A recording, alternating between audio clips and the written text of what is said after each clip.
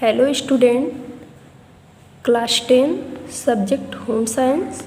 स्वागत है आपका एचडीएमबी आईसी कॉलेज के इस ऑनलाइन क्लास में।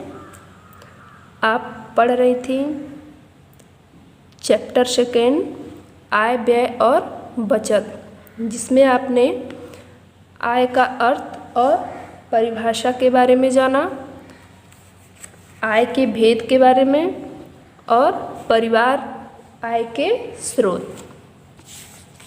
फर्स्ट वीडियो में आपने इतना पढ़ा और आज का हमारा टॉपिक है पारिवारिक व्यय का अर्थ। पारिवारिक व्यय का क्या अर्थ होता है, ये ध्यान से देखिए। गृह अर्थव्यवस्था के मुख्य दो तत्व हैं, आय तथा व्यय। स्टूडेंट, गृह का जो अर्थव्यवस्था होता है, ठीक है, वो दो प्रकार का होता है, आय और व्यय। परिवार में आय के साथ साथ व्यय का भी समान रूप से महत्व है। परिवार में, ठीक है, जो आय होता है, ठीक है, आय के बारे में मैं आपको पहले बता चुकी हूँ कि जो परिवार के किसी सदस्य या परिवार के सभी सदस्यों के द्वारा जो परिश्रम करके, ठीक है, पैसा कमाया जाता है, वही पारिवारिक आय होता है। ठीक है, तो परिवार में उस आय के साथ साथ व्यय का भी बहुत महत्व है। आय के रूप में धन अर्जित करने का मुख्य उद्देश्य अपनी आवश्यकताओं की पूर्ति के लिए व्यय का अधिकार प्राप्त करना ही है। जैसे कि आय के रूप में परिवार का जो सदस्य होता है, ठीक है, वो आय के रूप में क्या करता है, धन को अर्जित करता है। ठीक है, किस लिए अर्जित करता है, अपनी आवश्यकताओं की पूर्ति के लिए। और आवश्यकताओं की पूर्ति के लिए क्या करना पड़ेगा, उस धन को व्यय करना पड़ेगा। अतः जिस धन को हम पारिवारिक आवश्यकताओं की पूर्ति के लिए व्यय करते हैं, पारिवारिक व्यय कहलाता है। और उस आय को, ठीक है, उस धन को जब अपने परिवार की आवश्यकताओं, ठीक है, जिन चीज़ों की हमारे परिवार को आवश्यकता है, उनकी पूर्ति के लिए उस धन को जो खर्च किया जाता है, उसी को पारिवारिक व्यय कहा जाता है। पारिवारिक व्यय की परिभाषा, किसी निश्चित अवधि में संबंधित परिवार द्वारा अर्जित आय के उस अंश को पारिवारिक व्यय माना जाता है। किसी निश्चित अवधि में, ठीक है, एक समय अवधि निश्चित होती है, ठीक है, समय निश्चित होता है। उस निश्चित समय में जो परिवार के द्वारा धन अर्जित किया जाता है, ठीक है, तो उस धन के कुछ हिस्से को, ठीक है, उस अंश को, ठीक है, उस अर्जित किए गए धन को, आय को, उस अंश को पारिवारिक व्यय माना जा सकता है, जो परिवार के विभिन्न आवश्यकताओं की पूर्ति के लिए व्यय हुआ है। स्टूडेंट, परिवार की आवश्यकताएं जो होती हैं वो अनेक होती हैं। जो आवश्यकताएं होती हैं वो अनंत होती हैं। उस कितना भी आवश्यकताओं को पूरा किया जाए, लेकिन वो बढ़ती ही जाती हैं। इसलिए प्रत्येक परिवार का यही प्रयास होता है कि उसके परिवार की सभी आवश्यकताओं की पूर्ति हो, लेकिन इस बात का भी ध्यान देना चाहिए कि जिस आवश्यकता की सबसे अधिक महत्वपूर्ण है, जो बहुत ज़्यादा अनिवार्य है, जिसको पूरा करना सबसे पहले उसको पूरा किया जाए, फिर जो अन्य आवश्यकताएं हैं उसको पूरा किया जाए। पारिवारिक व्यय के प्रकार, पहला है निश्चित व्यय। ये व्यय पूर्ण रूप से निश्चित होते हैं। ठीक है, पारिवारिक व्यय में पहला है निश्चित व्यय। जैसे मकान का किराया हो गया, स्कूल की फीस और भोजन पर होने वाला व्यय। स्टूडेंट, जो निश्चित व्यय होता है ये व्यय पूर्ण रूप से क्या होता है, निश्चित होता है। हमें पता होता है कि किन किन सामानों पर खर्च करना है, जैसे मकान का किराया हो गया, स्कूल की फीस हो गई, भोजन पर होने वाला खर्च, ये निश्चित व्यय के अंतर्गत आते हैं। अर्धनिश्चित व्यय, इन पर प्रति माह खर्च करना तो निश्चित होता है, परंतु ये घट तथा बढ़ सकते हैं। जो अर्धनिश्चित व्यय होता है इसमें पता तो होता है कि हमें खर्च करना है, लेकिन फिर भी ये व्यय क्या हो सकता है, कभी घट भी सकता है और कभी बढ़ भी सकता है। जैसे कि वस्त्रों व भोजन पर होने वाला व्यय घटाया जा सकता है। जैसे कि मान लीजिए हर महीने तो अगर हर महीने तो कपड़े नहीं खरीदे जा सकते, या फिर किसी महीने भोजन में कुछ एक्स्ट्रा चीज़ें जोड़ दी जाती हैं, किसी महीने भोजन में कुछ घटाया भी जा सकता है। आकस्मिक व्यय, इसके बारे में जो आकस्मिक व्यय होता है इसके बारे में तो पता नहीं होता है, क्योंकि आकस्मिक व्यय जो होता है वो कभी कभी परिवार में आ जाता है। ये कम या बहुत अधिक भी हो सकते हैं। आकस्मिक व्यय जो है कभी कम भी हो सकता है और कभी ज़्यादा भी हो सकता है। जैसे कि मान लीजिए आपके परिवार में किसी सदस्य को कोई बीमारी हो गया, या फिर आपके किसी रिलेटिव के घर शादी विवाह पड़ गया, तो ये जो होता है मतलब बीमारी पर खर्च किया गया आय और किसी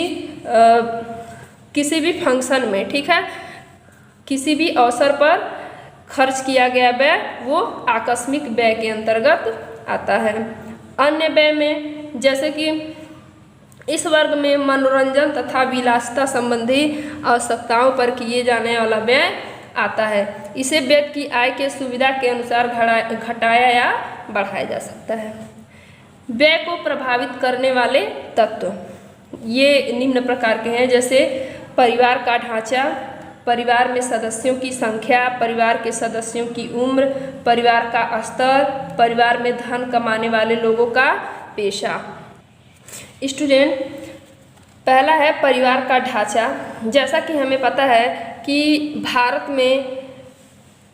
में जो है मुख्य 2 प्रकार के परिवार होते हैं। कौन कौन से? एक तो संयुक्त परिवार होता है और एक एकाकी परिवार होता है। तो जो संयुक्त परिवार होता है उसके खर्चे कम होते हैं एकाकी परिवार के, ठीक है, अपेक्षा।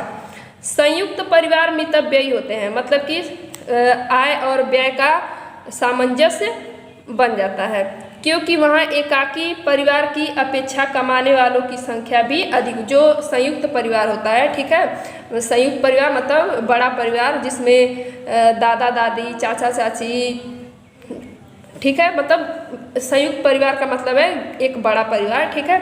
तो बड़े परिवार में आय कमाने वालों की भी संख्या क्या होती है? अधिक होती है, और एकाकी परिवार में कमाने वाले की संख्या 1 या 2 हो सकता है।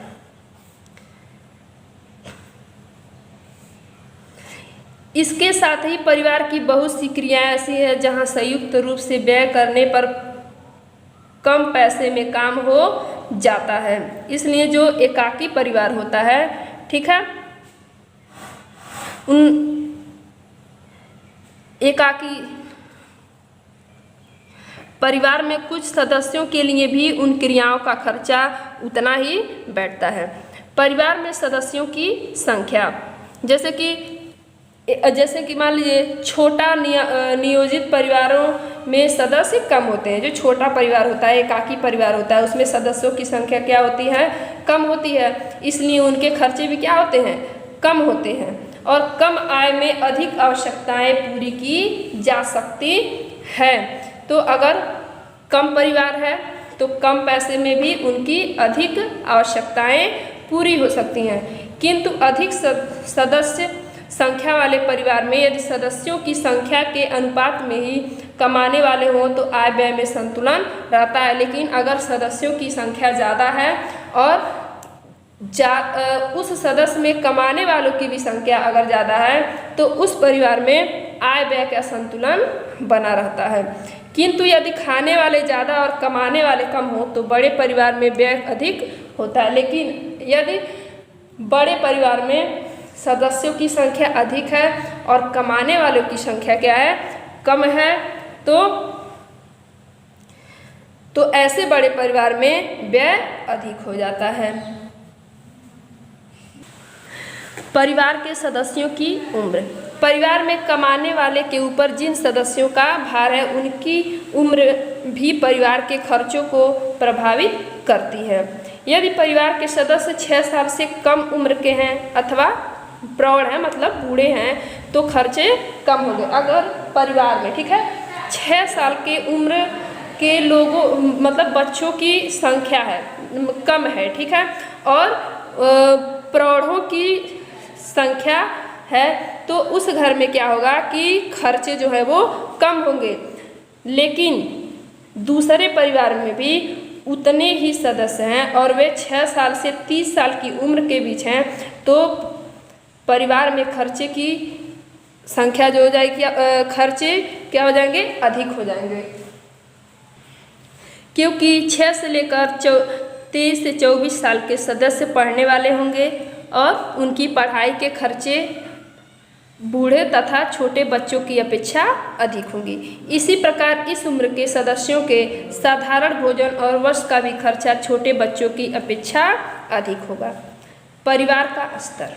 जिन परिवार का स्तर शुरू से ऊंचा है, मतलब कि जो परिवार शुरू से ही क्या है, अमीर वर्ग के हैं, उनकी आय अधिक होने पर भी बचत नहीं हो पाती, और अगर उनकी आय अधिक भी हो तब भी बचत नहीं हो पाती है, क्योंकि उनका व्यय भी अधिक होता है। एक ऐसा परिवार जिसका शुरू से रहन सहन का स्तर नीचा है, उसकी आय बढ़ जाने पर भी व्यय उच्च स्तर वालों के बराबर नहीं बढ़ता है।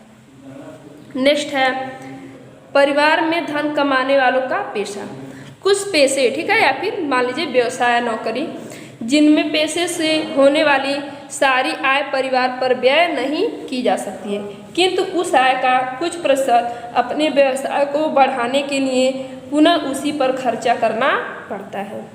जैसे उदाहरण के लिए वकील अपनी पुस्तकों पर, डॉक्टर अपने चिकित्सालय पर, इसी प्रकार से अपनी पूरी आय को आवश्यकताओं की पूर्ति पर खर्च नहीं कर सकते हैं।